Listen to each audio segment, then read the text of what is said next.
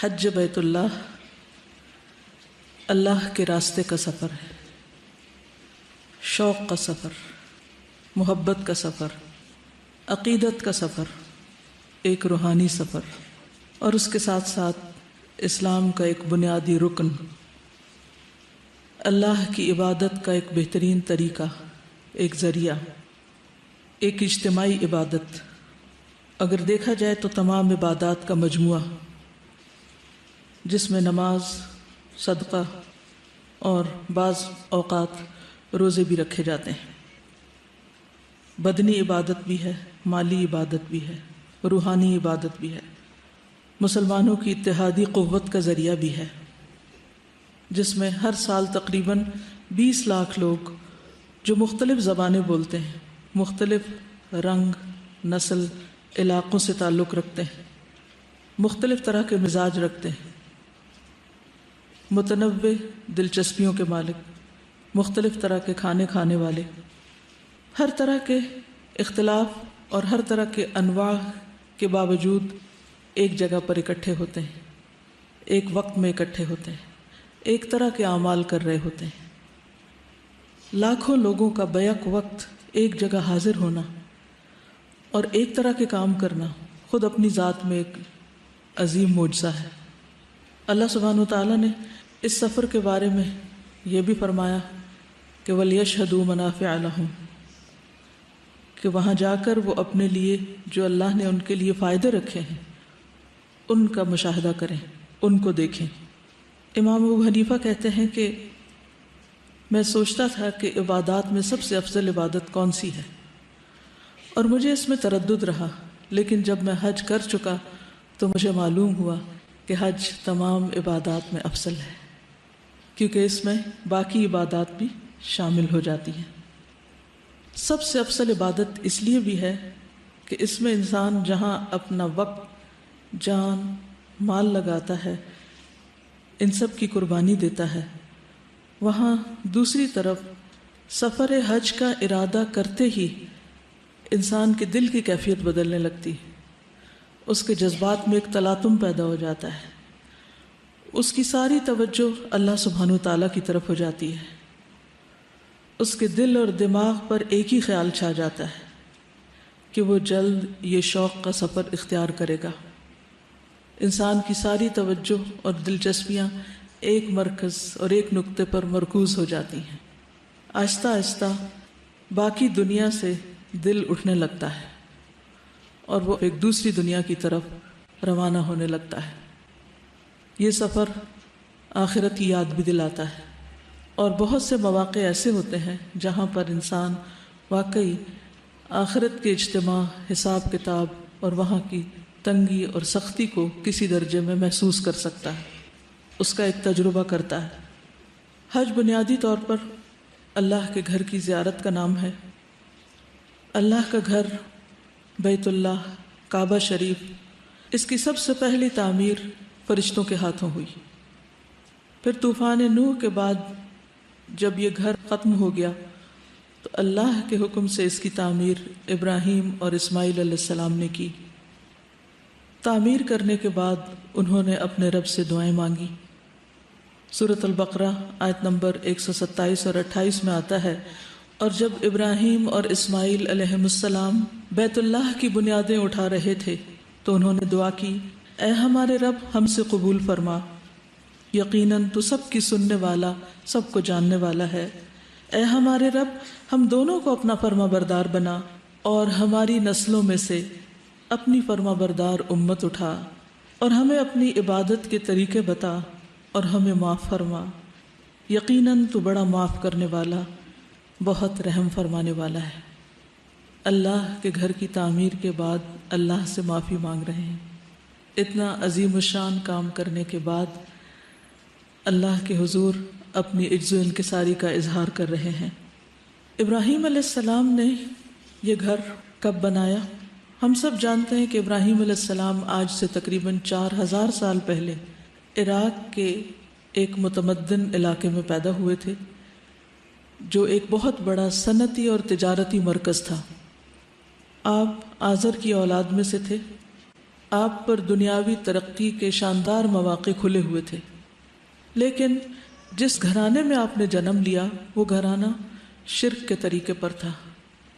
ابراہیم علیہ السلام کو اللہ تعالیٰ نے رشد و ہدایت سے سرفراز کیا تھا۔ انہوں نے اپنی قوم سے بتوں کی پوجا کے بارے میں سوال کرنا شروع کیے کہ تم ان ہستیوں کو کیوں پوجتے ہو جو نہ بول سکتے ہیں، نہ سن سکتے ہیں، نہ دیکھتے ہیں، اور نہ ہی تمہارے کسی کام آ سکتے ہیں۔ قوم کے پاس اس کا کوئی جواب نہ تھا۔ پھر ابراہیم علیہ السلام سچائی کی تلاش میں مختلف چیزوں پر غور و فکر کرنے لگے، اپنے رب کی تلاش میں۔ ستارے کو دیکھا تو کہا یہ میرا رب ہے، جب وہ غروب ہوا تو کہا رب غروب نہیں ہوتا۔ پھر چاند کو دیکھا تو کہا یہ بڑا ہے، پھر سورج کو دیکھا، بہرحال کسی بھی چیز پر اطمینان نہ ہوا۔ بالآخر انہوں نے اپنی قوم کو سمجھانے کے بعد ان کے طریقوں سے بغاوت کر لی، اور ایک دن جب ساری قوم اپنی عید کے روز جشن منانے کے لیے گئی ہوئی تھی تو انہوں نے پیچھے سے سارے بت توڑ دیے۔ یہ واقعہ اتنا بڑا تھا کہ جو سب کے نوٹس میں آیا۔ لوگ دوڑے دوڑے ان کے پاس آئے اور انہوں نے جواباً ان سے سوال کیے جس کے اوپر وہ ہکا بکا رہ گئے۔ ان کے پاس جواب نہ تھا کہ وہ ان بتوں کی عبادت کیوں کرتے ہیں۔ بہرحال انہوں نے اپنی قوم کو آخری بار سمجھایا، لیکن قوم نہ سمجھی۔ آپ بادشاہ کے دربار میں طلب کر لیے گئے۔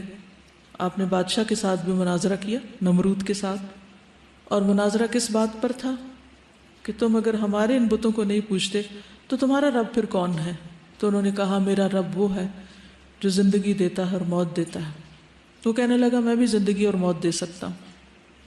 کہا میرا رب وہ ہے جو سورج کو مشرق سے نکالتا ہے، تو اسے مغرب سے نکال کر دکھا۔ تو وہ حیران ہو گیا، لیکن اسے ابراہیم علیہ السلام کی بات پھر بھی سمجھ نہ آئی، کیونکہ وہ سمجھنا چاہتا ہی نہیں تھا۔ بالآخر پوری قوم نے مل کر، عوام نے بھی اور حکومت نے بھی، سب نے مل کر ابراہیم علیہ السلام کے لیے آگ کا ایک الاؤ تیار کیا اور انہیں آگ میں پھینکا بھی گیا۔ لیکن اللہ کے حکم سے آگ ٹھنڈی ہو گئی اور ابراہیم علیہ السلام اپنے رب کے حکم سے اس علاقے سے ہجرت کر گئے۔ آپ کے ساتھ آپ کی اہلیہ سارہ اور بھتیجے لوط علیہ السلام بھی تھے۔ آپ اپنے رب کی طرف ہجرت کر گئے کہ اب میرا رب مجھے راہ دکھائے گا۔ وہاں سے آپ حران کے علاقے میں تشریف لے گئے، حران سے فلسطین کی طرف گئے، پھر وہاں سے تبلیغ کی غرض سے دوسرے علاقوں کی طرف روانہ ہوئے۔ مصر جانے کا اتفاق ہوا۔ وہاں پر حضرت سارہ کو بادشاہ نے ایک خوبصورت لڑکی دیکھ کر اپنے لیے مخصوص کرنا چاہا، لیکن اللہ کے حکم سے ایک ایسا معجزہ ہوا کہ بادشاہ ان پر قابو نہ پا سکا اور انہیں بخیر و عافیت ابراہیم علیہ السلام کے ساتھ رخصت کیا۔ نہ صرف یہ کہ رخصت کیا بلکہ ساتھ حضرت ہاجرہ کو بھی تحفے میں دیا۔ ابراہیم علیہ السلام اپنے مقصد کے لیے، یعنی اللہ کی توحید کی طرف بلانے کے لیے مختلف علاقوں میں جاتے۔ اس دوران 75 سال کی عمر میں، یا بعض روایات میں اس سے کچھ زیادہ سال کی عمر میں، اللہ تعالیٰ نے انہیں حضرت ہاجرہ سے ایک بیٹا عطا کیا، اسماعیل علیہ السلام۔ حضرت سارہ سے چونکہ اولاد نہیں تھی، لہٰذا حضرت سارہ اور حضرت ہاجرہ کا اکٹھا رہنا مشکل ہو گیا۔ تو اللہ کے حکم سے ابراہیم علیہ السلام حضرت ہاجرہ اور اسماعیل علیہ السلام کو لے کر مکہ آ گئے۔ وہ سفر جو عراق سے شروع ہوا تھا، ایک سرسبز علاقے سے، ایک متمدن اور ترقی یافتہ علاقے سے، جہاں زندگی کی ساری سہولتیں موجود تھیں، اللہ کا یہ بندہ مختلف مراحل طے کرتے ہوئے بالآخر اپنے مقام پر آ پہنچا، اور اللہ کے حکم سے اپنی بیوی اور بیٹے کو اس جگہ پر لا بسایا جہاں پھر بڑے ہو کر اسماعیل علیہ السلام نے اپنے والد کے ساتھ وہ گھر تعمیر کیا جسے بیت اللہ کہا جاتا ہے۔ اللہ سبحانہ وتعالیٰ فرماتے ہیں بے شک پہلا گھر جسے لوگوں کے لیے بنایا گیا، یعنی عبادت کی غرض سے، وہ بنایا اس غرض سے گیا تھا، فرشتوں نے تعمیر کیا تھا، لیکن بعد میں پھر ابراہیم علیہ السلام نے اسی مقصد کے لیے بنایا اور دعائیں بھی کی کہ یا اللہ تیرا گھر بن چکا ہے، اب تو ہمیں اس میں عبادت کے طریقے سکھا۔ وہ گھر جو امن کا گھر ہے، وہ گھر جو لوگوں کے لیے بار بار پلٹ کے جانے کی جگہ ہے، جو عبادت کے لیے دنیا بھر کے مسلمانوں کے لیے ایک مرکز کی حیثیت رکھتا ہے، جو ایک رب کی محبت میں تعمیر کیا گیا، جہاں صرف اور صرف اللہ کی بڑائی کا اظہار کیا جاتا ہے، جہاں اللہ اکبر ہی کی آوازیں بلند ہوتی ہیں۔ یہ دراصل اللہ تعالیٰ کا ہم سب انسانوں کے لیے اور خصوصاً مسلمانوں کے لیے ایک بہت بڑا تحفہ ہے، ایک بہت بڑی نعمت ہے کہ جو ہم سب کو ایک مرکز پر اکٹھے کرنے والی ہے۔ یہ گھر زمین کا دل ہے اور اسی سے بہت سے لوگوں کے دل حرکت میں آتے ہیں، اللہ کو پہچانتے ہیں، اللہ کی محبت میں روتے ہیں اور دیوانہ وار اس گھر کی طرف لپکتے ہیں۔ ہر وہ شخص جو آج تک وہاں گیا نہیں لیکن دل میں کچھ بھی اللہ کی محبت رکھتا ہے، وہ وہاں جانے کے لیے تڑپتا ہے، اور جو ایک دفعہ چلا جاتا ہے اس کا شوق اور بڑھ جاتا ہے اور وہ بار بار جانے کی دعائیں کرتا ہے اور کوشش کرتا ہے۔ اس گھر کی تعمیر کے بعد اس کے حج کا حکم اللہ سبحانہ وتعالیٰ نے ابراہیم علیہ السلام ہی کو دیا۔ قرآن مجید میں آتا ہے، اور لوگوں میں حج کا اعلان کر دو، وہ تمہارے پاس پیدل اور دبلے اونٹوں پر ہر دور کی گھاٹی سے آئیں گے، دور دراز کے مقامات سے، دور دراز کی راہوں سے اونٹوں پر بیٹھ کر، اور جن کے پاس سواریاں نہ ہوں وہ پیدل بھی آئیں گے اس گھر کی محبت میں۔ اس 4000 سال کی تاریخ میں کوئی ایک دن بھی ایسا نہیں رہا کہ جب لوگ اس گھر کی زیارت کے لیے دور دراز کے علاقوں سے جاتے نہ رہے ہوں۔ وہ گھر ہمیشہ آباد رہا، اور جو جو وقت گزرتا جا رہا ہے اس گھر کی آبادی میں اضافہ ہی ہوتا چلا جا رہا ہے، اور اس کی محبت اور اس کی طرف جانے کا شوق بڑھتا ہی چلا جا رہا ہے۔ ابراہیم علیہ السلام اور اسماعیل علیہ السلام نے جو دعا کی تھی وہ تھی وَأَرِنَا مَنَاسِكَنَا، کہ اللہ حکم تو نے دیا ہے حج کا، تو اب ہمیں حج کے طریقے بھی تو ہی سکھا دے۔ اور اس کے لیے لفظ مناسک استعمال ہوا ہے۔ مناسک منسک کو کہتے ہیں، وہ مقام جہاں نسک کا عمل کیا جاتا ہے، یعنی ویسے تو منسک ہر عبادت کے لیے بھی آتا ہے لیکن خاص طور پر اعمال حج کے لیے یہ لفظ استعمال ہوتا ہے۔ ابراہیم علیہ السلام نے اللہ تعالیٰ کے سکھائے ہوئے طریقوں کے مطابق حج کے مناسک خود بھی ادا کیے، اور ان کے ساتھ اسماعیل علیہ السلام نے، اور پھر ان کے بعد ان کی نسل اور عربوں میں جو بھی لوگ آتے رہے، اور باہر سے بھی دیگر انبیاء اور دیگر لوگ حج کے لیے آتے رہے، کیونکہ حج اس وقت سے فرض عبادت رہی ہے، تو یہ سلسلہ جاری رہا۔ لیکن پھر آہستہ آہستہ جب عربوں کے اندر شرک کی بیماری آ گئی تو اس گھر کو بھی شرک کا مرکز بنا لیا گیا۔ وہ جگہ جو خالصتاً توحید کے لیے آباد کی گئی تھی وہاں بھی شرک سرایت کر گیا۔ نہ صرف یہ کہ وہاں بتوں کی پوجا ہونے لگی، بلکہ عبادت کے یا حج کے جو دیگر طریقے اور مناسک اللہ تعالیٰ نے ابراہیم اور اسماعیل علیہ السلام کو سکھائے تھے، ان مناسک میں بھی من مانی تبدیلیاں کر لی گئیں۔ اس لیے ہم دیکھتے ہیں کہ نبی صلی اللہ علیہ وسلم نے خود حج کیا بھی اور ہر موڑ پر اس کی تعلیم بھی دی۔ ہر مرحلے پر ایک ایک رکن کو تعلیم کے انداز میں ادا کر کے دکھایا اور سکھایا، اور تلقین بھی کی کہ خذوا عنی مناسککم، تم مجھ سے حج کے طور طریقے سیکھ لو۔ یعنی آپ نے خود اپنا فرض بھی ادا کیا اور ساتھ سکھایا بھی، دونوں کام ساتھ ساتھ ہوتے رہے۔ اس لیے ہم دیکھتے ہیں کہ حج کا طریقہ پوری وضاحت کے ساتھ نبی صلی اللہ علیہ وسلم کی سنت کے مطابق احادیث کی کتابوں میں موجود ہے۔ قرآن مجید کے ذریعے بھی ہمیں کچھ تعلیمات ملتی ہیں اور کچھ تعلیم ہمیں نبی صلی اللہ علیہ وسلم کے عملی نمونے سے ملتی ہے۔ تو سب سے پہلی بات تو یہ ہے کہ حج کا جو لفظ ہے یہ حج اور حج دونوں طرح استعمال ہوتا ہے، جس کا لفظی معنی ہوتا ہے زیارت کرنا، ارادہ کرنا، قصد کرنا۔ کس چیز کا ارادہ، کس چیز کا قصد؟ اللہ کے گھر کا ارادہ، اللہ کے گھر کی زیارت، جو ایک خاص عبادت ہے، خاص اعمال کا مجموعہ ہے، جو خاص طریقے پر، خاص دنوں میں، خاص مقامات پر ادا کیے جاتے ہیں۔ خاص اعمال، خاص طریقہ، خاص دنوں میں خاص جگہوں پر، یعنی من مانے طریقے سے نہیں ہو سکتا، اپنی مرضی کی جگہ پر نہیں ہو سکتا، مرضی کے دنوں میں نہیں ہو سکتا، یعنی اس میں ایک ایک سٹیپ کو نبی صلی اللہ علیہ وسلم کے طریقے کے مطابق ادا کیا جائے تو ہی حج ہوتا ہے۔ حج 9 ہجری میں فرض ہوا۔ نبی صلی اللہ علیہ وسلم نے اس سال ابو بکر رضی اللہ تعالیٰ عنہ کی قیادت میں حج کا قافلہ روانہ کیا، ساتھ اعلان کیا کہ آئندہ سال کوئی شخص ننگے حج نہیں کرے گا اور کوئی شخص وہاں پر شرک نہیں کرے گا، مشرک حج کے لیے نہیں آئے گا۔ جب بیت اللہ ہر طرح کے شرک سے پاک ہو گیا تو نبی صلی اللہ علیہ وسلم نے خود 10 ہجری میں پہلا اور آخری حج کیا، اور یہ حج حجۃ الوداع کے نام سے مشہور ہے، جس میں آپ نے وہ مشہور تاریخی خطبہ بھی دیا جس کو خطبہ حجۃ الوداع کہا جاتا ہے۔ یہ اسلام کے بنیادی ارکان میں سے ہے جو صاحب حیثیت افراد پر زندگی میں ایک بار فرض ہے۔ اگرچہ حج ایک فرض عبادت ہے، لیکن اس کے ادا کرنے کی فضیلت بھی بہت زیادہ آئی ہے، اس کے بہت فائدے ہیں۔ قرآن مجید میں جیسا کہ آتا ہے لِيَشْهَدُوا مَنَافِعَ لَهُمْ، وہاں جا کر بھی کچھ فائدے نظر آتے ہیں، وہاں سے واپس آ کر بھی انسان کی زندگی میں، اور پھر آخرت کے سفر یعنی آخرت کی زندگی میں اور قیامت کے دن بھی اس کے بہت سے فائدے انسان دیکھے گا اپنے نامہ اعمال میں اگر اس نے حج مبرور کیا ہو۔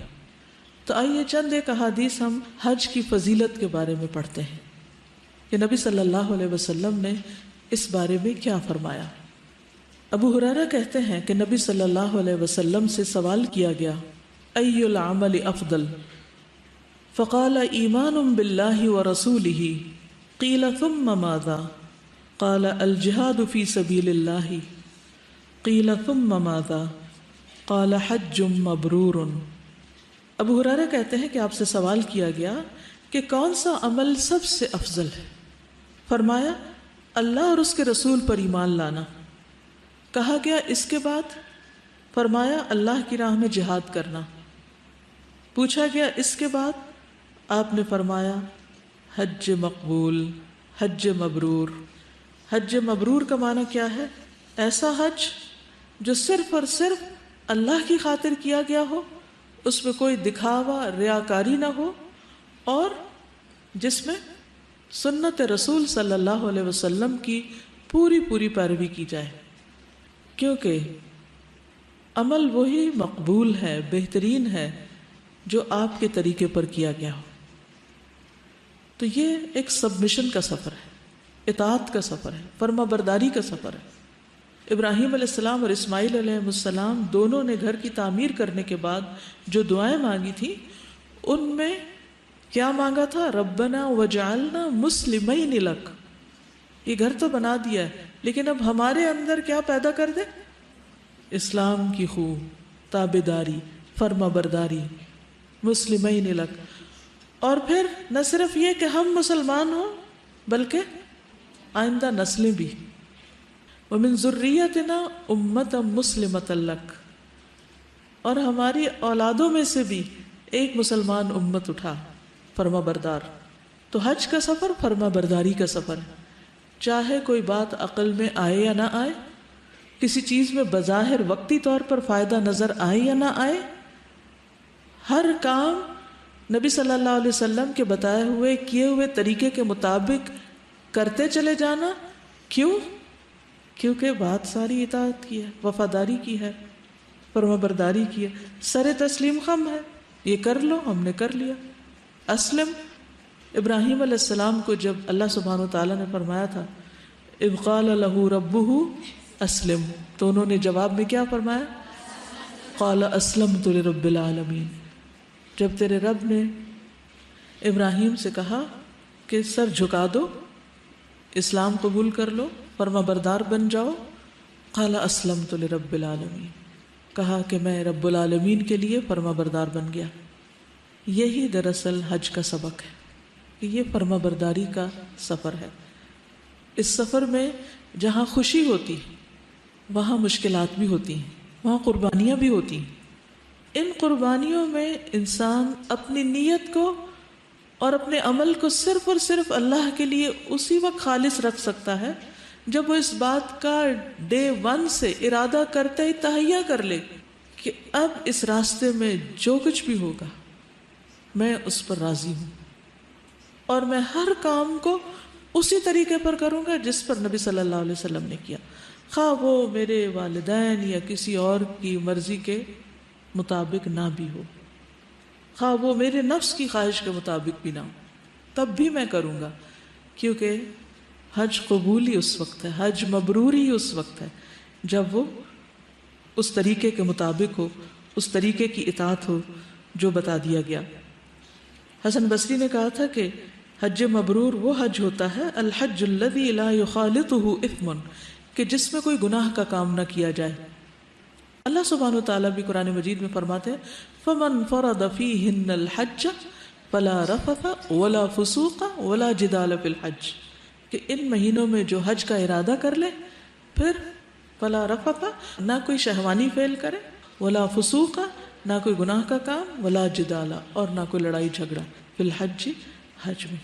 یعنی انسان کے اندر جو ٹمپٹیشنز ہوتی ہیں ان کو بھی کنٹرول کرے، انسان کے باقی اعضاء جو گناہ کرنا چاہتے ہیں ان پہ بھی نظر رکھے، اور خصوصاً زبان اور لوگوں کے ساتھ معاملہ اور رویہ، لڑائی جھگڑا، اس سے پرہیز کرے اور اس معاملے کو درست کرے۔ حسن بصری کہتے ہیں کہ ان یرجع زاہدا فی الدنیا راغبا فی الاخرہ، حج مبرور وہ حج ہوتا ہے جس میں انسان دنیا سے زہد اختیار کرتے ہوئے اور آخرت کی طرف رغبت کرتے ہوئے لوٹتا ہے، یعنی جس کے اینڈ پر انسان کے اندر دنیا سے بے رغبتی، عدم دلچسپی، اور آخرت سے دلچسپی بڑھ جاتی، وہ حج حج مبرور ہوتا ہے۔ اس لیے ایک اور حدیث میں آتا ہے العمرۃ الی العمرۃ کفارۃ لما بینہما والحج المبرور لیس لہ جزاء الا الجنہ، متفق علیہ۔ عمرہ ان تمام گناہوں کا کفارہ ہے جو موجودہ اور گزشتہ عمرہ کے درمیان سرزد ہوئے، اور حج مبرور کا بدلہ جنت کے سوا کچھ نہیں۔ تو گویا انسان جنت کے راستے پہ ہوتا ہے، جنت کا سودا کرنے جاتا ہے، جنت کی ڈیل کرتا ہے۔ نبی صلی اللہ علیہ وسلم نے یہ بھی فرمایا کہ بر الحج اطعام الطعام و طیب الکلام، حج مبرور وہ ہے جس میں کھانا کھلایا جائے اور اچھی گفتگو کی جائے، یعنی اپنے ساتھیوں کی ضروریات پوری کی جائیں اور ان سے بات بھی اچھی طرح کی جائے۔ یہ حج مبرور ہے جس کا صلہ جنت ہے۔ حج فی سبیل اللہ عبادت ہے، اللہ کا راستہ ہے۔ نبی صلی اللہ علیہ وسلم نے فرمایا ان الحج والعمرۃ من سبیل اللہ، بے شک حج اور عمرہ اللہ کا راستہ ہے، یعنی گویا انسان اپنے گھر سے نکل کر اللہ کے راستے پر چلتا ہے، صراط مستقیم پر چلتا ہے، جس کے اختتام پر اس کو کس چیز کا وعدہ دیا جاتا ہے؟ جنت کا۔ پھر سارے گناہوں کی معافی کا وعدہ کیا جاتا ہے۔ نبی صلی اللہ علیہ وسلم نے فرمایا ان الحج یہدم ما کان قبلہ، صحیح مسلم، حج گزشتہ سارے گناہوں کو مٹا دیتا ہے۔ نبی صلی اللہ علیہ وسلم نے فرمایا من حج للہ فلم یرفث ولم یفسق رجع کیوم ولدتہ امہ، جس نے اللہ تعالیٰ کی رضا کے لیے حج کیا اور اس دوران کوئی بےہودہ بات یا گناہ نہ کیا، وہ حج کر کے اس دن کی طرح گناہوں سے پاک لوٹے گا جس دن اس کی ماں نے اس کو جنم دیا تھا، یعنی جس دن وہ ایک بالکل نوزائیدہ معصوم پیارا سا بچہ دنیا میں آیا تھا، یعنی اللہ نے اس کو پیدا کیا۔ پھر حج فقر اور محتاجی کو دور کرنے کا ذریعہ بھی ہے۔ نبی صلی اللہ علیہ وسلم نے فرمایا تابعوا بین الحج والعمرۃ فإن المتابعة بینہما تنفی الفقر والذنوب کما ینفی الکیر خبث الحدید، سنن ابن ماجہ۔ پے در پے حج اور عمرہ کرو، بے شک یہ دونوں فقر اور گناہوں کو اس طرح دور کر دیتے ہیں جس طرح بھٹی لوہے کے میل کو چیل کو دور کر دیتی۔ پھر حاجی اللہ کی زمان میں ہوتا ہے۔ رسول اللہ صلی اللہ علیہ وسلم نے فرمایا ثلاثۃ فی ضمان اللہ عز وجل، تین لوگ اللہ کی ضمانت میں ہوتے ہیں، یعنی اللہ کی حفاظت میں ہوتے ہیں۔ اللہ کی کسی مسجد کی طرف نکلنے والا، اللہ کے راستے میں جہاد کے لیے نکلنے والا، اور حج کی ادائیگی کے لیے نکلنے والا۔ پھر کمزور کا جہاد بھی ہے یہ۔ رسول اللہ صلی اللہ علیہ وسلم نے فرمایا بوڑھے، بچے، کمزور اور عورت کا جہاد حج اور عمرہ ہے۔ حسن بن علی سے روایت ہے ایک شخص نبی صلی اللہ علیہ وسلم کے پاس آیا اور کہنے لگا میں بزدل اور کمزور ہوں، یعنی جہاد نہیں کر سکتا۔ تو آپ نے فرمایا ہلم الی جہاد لا شوکۃ فیہ الحج۔ صحیح الترغیب والترغیب کی روایت ہے ایسے جہاد کی طرف آؤ جس میں کوئی تکلیف اور اذیت نہیں، اور وہ حج ہے۔ ام المومنین حضرت عائشہ کہتی ہیں میں نے نبی صلی اللہ علیہ وسلم سے جہاد کی اجازت مانگی، یعنی حضرت عائشہ جب اس کی اتنی فضیلت تھی تو ان کو بھی شوق آیا، تو آپ نے فرمایا جہادکن الحج، تم عورتوں کا جہاد حج ہے۔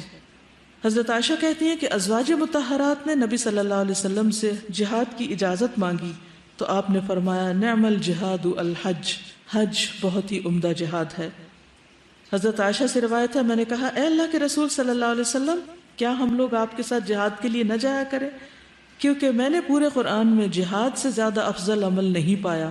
آپ نے فرمایا لا ولکن احسن الجہاد واجملہ حج البیت حج مبرور۔ سنن النسائی کی روایت ہے نہیں، بلکہ تمہارے لیے افضل ترین اور سب سے زیادہ بہتر جہاد بیت اللہ کا حج ہے جو کہ حج مبرور ہے۔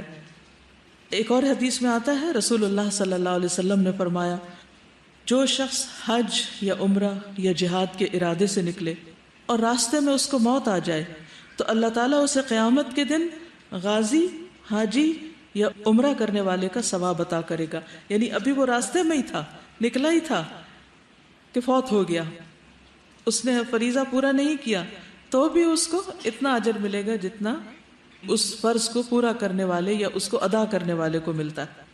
پھر ایک ایک قدم پر اجر ہے، ہر قدم پر، یعنی حاجی جب گھر سے نکلتا ہے، قدم باہر نکالتا ہے، سیڑھی اترتا ہے، دروازے سے نکلتا ہے، گاڑی میں بیٹھتا ہے، پھر گاڑی چلتی ہے، پھر ایئرپورٹ پہ جاتا ہے، پھر وہاں سے جہاز چلتا ہے، پھر ایئرپورٹ پہ اترتا ہے، پھر گاڑی میں بیٹھتا ہے، پھر وہ مکہ تک پہنچتا ہے۔ تو یہ سارا سفر، اس پر ایک ایک قدم پر اجر ہے۔ اب آپ دیکھیے کہ جب انسان کو یہ یقین ہوتا ہے کہ اس عمل پر اتنا اجر اور ثواب ہے تو پھر ساری مشکلات آسان ہو جاتی ہیں، انسان اس کو انجوائے کرنے لگتا ہے۔ حدیث میں آتا ہے ما ترفع ابل الحاج ولا تدع يدا الا كتب الله له بها حسنه او محى عنه سيئه او رفعه بها درجه۔ حاجی کا اونٹ کوئی پاؤں نہیں اٹھاتا اور نہ ہاتھ رکھتا ہے مگر اللہ تعالیٰ اس کے بدلے اس کے لیے ایک نیکی لکھتا ہے۔ ہاتھ اور پاؤں کون اٹھا رہا ہوتا ہے؟ اونٹ، یعنی سواری، لیکن اجر کس کے لیے لکھا جا رہا ہوتا ہے؟ حاجی کے لیے۔ یا اس کی ایک برائی مٹا دیتا ہے یا اس کی وجہ سے اس کا ایک درجہ بلند کر دیتا ہے۔ تو نتیجہ کیا نکلا کہ جس عمل کی اتنی فضیلت ہے پھر کرنا کیا چاہیے؟ اس کے کرنے میں دیر نہیں کرنی چاہیے، اس کی ادائیگی کو ٹالنا نہیں چاہیے، کیونکہ بہت سے لوگ طرح طرح کے عذر بہانے کر کے فریضے کی ادائیگی کی فکر نہیں کرتے، اس سے زیادہ اور چیزوں کی فکر ان کے دل میں ہوتی ہے۔ بعض اوقات ان کو یہ ڈر ہوتا ہے کہ اگر ہم اتنے پیسے حج پہ خرچ کر دیں گے تو باقی ضروریات کا کیا ہوگا۔ تو انسان کو فقر اور محتاجی سے نہیں ڈرنا چاہیے۔ حیرت کی بات ہے انسان اس سے ڈر رہا ہوتا ہے اور اللہ سبحانہ و تعالیٰ کیا بتاتے کہ حج فقر دور کرنے کا ذریعہ ہے، تم اللہ کے راستے میں خرچ تو کرو، اللہ تعالیٰ تمہیں اس سے بہتر عطا کرے گا۔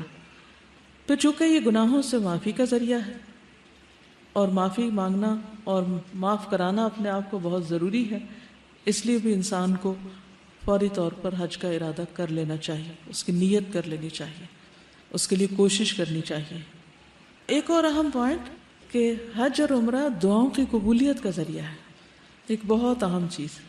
حضرت عبداللہ بن عمر اپنے والد حضرت عمر سے روایت کرتے ہیں کہ آپ نے فرمایا الغازی فی سبیل اللہ والحاج والمعتمر وفد اللہ دعاہم فاجابوہ وسألوہ فاعطاہم۔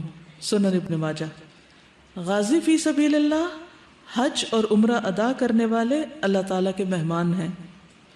اللہ تعالیٰ نے ان کو بلایا اور انہوں نے حکم کی تعمیل کی اور انہوں نے اللہ سے مانگا تو اللہ نے ان کو عطا فرما دیا.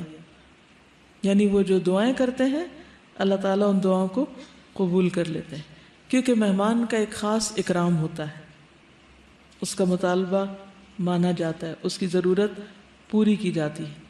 تو جو شخص اللہ کے راستے میں نکلتا ہے اس کے لیے بھی یہی فضیلت ہے، یا یہی اس کا اجر ہے، یا اس کے لیے یہی اعزاز ہے. یعنی یہ اس سے ہوا ہے. اور حالانکہ آخرت کے لیے جو دعائیں کی تھی وہ تو بہت زیادہ تھیں، دنیا کے لیے تو پھر بھی مانگتے ہوئے انسان کو ایک شرم سی آتی ہے کہ اللہ کے حضور وہاں جا کے اور کیا مانگ رہے ہیں. اس کے باوجود تو میں اکثر لوگوں سے کہتی ہوں کہ اگر لوگوں کو یہ پتہ چل جائے کہ اس سے کتنی زیادہ دعائیں قبول ہوتی ہیں تو وہ صرف دنیا مانگنے کے لیے بھی شاید ادھر ہی جائیں. گڈ. جی میں یہ بک پڑھنے سے پہلے اپنی نیت انالائز کری تھی جب لکھ رہی تھی باتیں، تو میں نے یہ سوچا کہ پڑھنی تو ہے تو کیوں نہ اس نیت سے پڑھی جائے کہ اللہ پاک یہ تیاری کر رہے ہیں حج جانے کے لیے. تو ہم سب انشاءاللہ یہ نیت کر لیں کہ جب بھی حج پہ جائیں گے یہ بک ساتھ لے کے جائیں گے اور اس طرح لکھیں کہ یہ ہمیں دوبارہ وہاں پہ بھی پڑھانی پڑے اور خود بھی یہ ہمارے کام انشاءاللہ. تو اس موقع پر ایک آپ ایکٹیویٹی کر سکتے ہیں یا ایک کام کر سکتے ہیں، یا آپ کا ہوم ورک ہے کہ آپ اپنے خاندان کے جو صاحب حیثیت لوگ ہیں جنہوں نے ابھی تک حج نہیں کیا ان کو فون کر کے پوچھیں کہ وہ کب حج کر رہے ہیں. یہ نہیں کہ پولیس مین والی انویسٹیگیشن، بلکہ بہت پیار سے. اور آپ یہ بتا سکتے ہیں کہ آج میں نے حج کے بارے میں یہ حدیث سنی ہے، اور ان میں سے کوئی ایک حدیث آپ انہیں بتا سکتے ہیں کہ اتنی دعائیں قبول ہوتی ہیں، محتاجی دور ہوتی ہے، اللہ کی محبت دل میں آتی ہے، ایمان میں اضافہ ہوتا ہے، اور بہت سے فائدے جو آپ کے ذہن میں خود آ رہے ہوں. اور پھر سب سے بڑی بات یہ کہ اللہ نے ہم کو اپنی عبادت کے لیے پیدا کیا اور یہ عبادات میں سے ایک افضل عبادت ہے، تو ہمیں اس کو فریضہ سمجھ کر بھی ادا کرنا چاہیے کہ یہ صرف ایک پکنک نہیں یا صرف ایک رسم نہیں، سب جا رہے ہیں تو بھیڑ میں ہم بھی شامل ہو جائیں، ایسی بات نہیں، بلکہ پورے شعور کے ساتھ فریضے کی ادائیگی کے طور پر بھی اس کو ادا کریں. السلام علیکم. دعائیں تو ہماری یہاں پر بھی قبول ہوتی ہیں، لیکن جب میں حج کرنے گئی تو وہاں پہ اس کا اتنا مطلب پریکٹیکلی دیکھا کہ ابھی دعا دل کے اندر آدھی ہوئی ہوتی تھی، دعا بھی پوری نہیں مانگی ہوتی تھی اور فوراً سے قبول ہو جاتی تھی. بالکل. یعنی بعض اوقات آپ کے دل میں بس خواہش ہی آتی، بس آپ کو پیاس لگی اور آپ کا دل چاہ رہا ہے کہ اٹھ کے زمزم پئیں، لیکن آپ کو کچھ رش محسوس ہو رہا ہے یا کوئی بھی وجہ ہے کہ آپ تو اتنے میں آپ دیکھتے ہیں کہ کوئی آپ کا کندھا تپا کے کہتے ہیں زمزم پینا. جی آپ بولیے. میں یہ سوچ رہی تھی کہ جیسے کہ کسی دکان کے اوپر ایک وہ ٹیگ لگا دیتے ہیں کہ یہاں پہ سیل ہوگی اور آپ لوگ آ جائیں، اتنی 50%، 70%، 95%، تو ہم لوگ جو ہے ایون دوسرے لوگوں سے پیسے لے کے بھی کہتے ہیں کہ ذرا ہم بھی وہاں کا جو ہے نا ایک دفعہ دیدار کر رہے ہیں. تو ہم لوگ یہ نہیں سوچتے کہ یہ بھی ایک ایسی اپرچونٹی ہے جہاں پہ ہمیں اتنے سارے فائدے مل رہے ہیں، تو کیوں نہ ہم اپنے پیسوں کی سیونگ اس نیت سے کر لیں جو ہم لوگ ایکسٹرا پیسے ضائع کرتے ہیں، ایک باکس بنائیں اس میں ڈالتے جائیں. اور یہ یقین رکھیے کہ وہ سب واپس لوٹیں گے آپ کے پاس، سب واپس آئیں گے آپ کے پاس. میں نے جو نوٹس کیا کہ میز میں جب عمرہ کرنے گئے تو اس سے پہلے ان کے مطلب غصہ میرا بہت آتا تھا، جب وہ عمرہ کر کے واپس لوٹے تو میں کہ یہ چیز خاص طور پہ نوٹس کی کہ وہ جو کیفیت تھی نا وہ چینج ہو چکی تھی. یعنی عادات کی اصلاح بھی ہوتی ہے، عبادات کی پابندی کا بھی انسان عہد کرتا ہے. بہت سے لوگ جو پہلے نماز نہیں پڑھتے وہ حج کرنے کے بعد نماز کی پابندی شروع کر دیتے ہیں، زکوٰۃ جو نہیں دیتے وہ زکوٰۃ دینے لگتے ہیں، اپنے دیگر فرائض کو ادا کرنے لگتے ہیں، ان کے اندر واقعی ایک تبدیلی آتی. تو یہ تبدیلی کا سفر بھی ہے. تو حج کا لفظی معنی ہوتا ہے قصد کرنا یا ارادہ کرنا، اور اصطلاح میں شریعت کے مقرر دنوں میں مخصوص مقامات پر حاضر ہو کر مقررہ عبادات کی ادائیگی کو حج کہتے ہیں. یہ بنیادی ارکان میں سے ایک رکن ہے. قرآن مجید میں اللہ تعالیٰ فرماتے ہیں وَلِلَّهِ عَلَى النَّاسِ حِجُّ الْبَيْتِ مَنِ اسْتَطَاعَ إِلَيْهِ سَبِيلًا وَمَنْ كَفَرَ فَإِنَّ اللَّهَ غَنِيٌّ عَنِ الْعَالَمِينَ. اور لوگوں پر اللہ کا یہ حق ہے کہ جو اس کے گھر تک پہنچنے کی استطاعت رکھتا ہو وہ اس کا حج کرے، اور جس نے انکار کیا یعنی استطاعت کے باوجود نہ گیا تو بے شک اللہ تعالیٰ جہان والوں سے بے نیاز ہے. اور استطاعت سے مراد راستے کا سامان اور سواری کا انتظام ہے. راستے کا سامان اور سواری کا انتظام۔ عبداللہ بن عمر کہتے ہیں رسول اللہ صلی اللہ علیہ وسلم نے فرمایا بنی الاسلام علی خمس شہادت اللہ الہ الا اللہ وان محمد رسول اللہ واقام الصلاۃ وایتاء الزکاۃ والحج وصوم رمضان۔ صحیح بخاری۔ اسلام کی بنیاد 5 چیزوں پر ہے۔ اس بات کی گواہی دینا کہ اللہ تعالیٰ کے سوا کوئی معبود نہیں، اور یہ کہ محمد صلی اللہ علیہ وسلم اللہ تعالیٰ کے رسول ہیں، نماز قائم کرنا، زکوٰۃ ادا کرنا، حج کرنا اور رمضان کے روزے رکھنا۔ ابو ہریرہ رضی اللہ عنہ سے روایت ہے کہ رسول اللہ صلی اللہ علیہ وسلم نے ہمیں خطبہ دیا اور فرمایا ایھا الناس قد فرض اللہ علیکم الحج فحجوا۔ صحیح مسلم۔ اے لوگو، اللہ نے تم پر حج فرض کیا ہے، پس تم حج کرو، لیکن یہ فرض زندگی میں ایک بار ہے۔ اس لیے ایک اور حدیث میں آتا ہے الحج مرۃ واحدہ فمن زاد فہو تطوع۔ حج ایک بار ہوتا ہے اور جو زیادہ بار کرے وہ نفل شمار ہوگا۔ حج کا فریضہ جلد ادا کرنا چاہیے۔ رسول اللہ صلی اللہ علیہ وسلم نے فرمایا تعجلوا الی الحج یعنی الفریضۃ فإن أحدكم لا يدري ما يعرض له۔ مسند احمد۔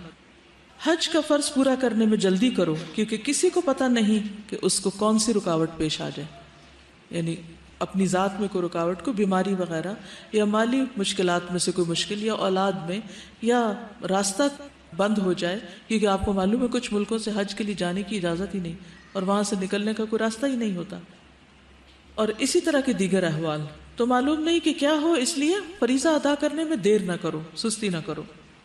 ایک اور روایت میں آتا ہے من اراد الحج فلیتعجل فإنه قد يمرض المريض وتضل الضالة وتعرج الحاجة۔ مسند احمد۔ جس شخص کا حج کا ارادہ ہو اسے یہ ارادہ جلد پورا کر لینا چاہیے، کیونکہ بعض اوقات سواری گم ہو جاتی ہے، کبھی کوئی بیمار ہو جاتا ہے، کبھی کوئی ضرورت آڑے آ جاتی ہے، تو اس وجہ سے انسان پھر فرض ادا نہیں کر سکتا۔ پھر اسی طرح بعض اوقات انسان نیکی کے دوسرے کاموں میں لگا رہتا ہے۔ بعض لوگوں کو یہ خیال بھی ہوتا ہے کہ کسی غریب لڑکی کی شادی کرا دو، کوئی اسکول کھول دو، کوئی اور کام کر لو، حج کے لیے کیوں اتنے پیسے لگاؤ۔ لیکن بات یہ ہے کہ باقی نیکی کے کام باقی اوقات میں، اور اللہ کے اس حکم کی ادائیگی فریضہ مقرر ہوتے ہی، یعنی جو ہی انسان صاحب حیثیت ہوتا ہے حج فرض ہو چکا ہوتا ہے، تو اس وقت جب ایک فرض آپ پر واجب ہو چکا، لازم ہو چکا، ذمے آ چکا، تو اس وقت اس طرح کی باتیں نہیں سوچنی چاہیے۔ نیکی، خیر اور بھلائی کے اور بہت سے کام ضرور ہیں، لیکن فریضہ اپنی جگہ ہے، تو فریضے کی ادائیگی کسی اور طریقے پر نہیں ہو سکتی، یعنی کسی کی شادی کروا کے یا کوئی یتیم خانہ کھول کے حج کا فریضہ ادا نہیں ہوتا۔ حج کا فریضہ حج کی ادائیگی سے ہی ہوتا ہے، اس لیے ہر کام کا ایک وقت مقرر ہے، ایک موقع ہے، اور اس کو اس کے موقع پر کرنا ضروری ہے۔ اگر انسان اس موقع پر وہ کام نہیں کرتا تو اس کی وجہ سے پھر اور بہت سی خرابیاں پیدا ہونے لگتی ہیں، اور وہ خرابیاں جب عام ہو جاتی ہیں تو یتیم خانے بھی بند ہو جاتے ہیں اور باقی نیکی کے کام بھی بکھر کے رہ جاتے ہیں۔